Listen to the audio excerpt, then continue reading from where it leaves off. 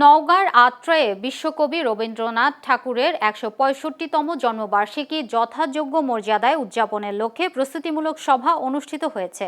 রোববার উপজেলা প্রশাসনের আয়োজনে উপজেলা পরিষদ সভাকক্ষে সভা অনুষ্ঠিত হয়। উপজেলা নির্বাহী কর্মকর্তা নূরে আলম সিদ্দিকের সভাপতিত্বে সভায় প্রধান অতিথি ছিলেন নওগাঁ ৬ আসনের সংসদ সদস্য শেখ মোহাম্মদ রেজাউল ইসলাম। তিনি বলেন, বাঙালি সংস্কৃতি ও জাতীয় জীবনে রবীন্দ্রনাথ ঠাকুরের অবদান অনস্বীকার্য।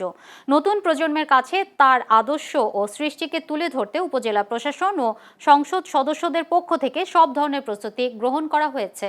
সভায় উপজেলা প্রশাসনের ঊর্ধ্বতন কর্মকর্তা, দলীয় নেতাকর্মী, বিভিন্ন সাংস্কৃতিক সংগঠনের প্রতিনিধি সহ ইলেকট্রনিক ও প্রিন্ট মিডিয়ার প্রতিনিধিরা উপস্থিত ছিলেন।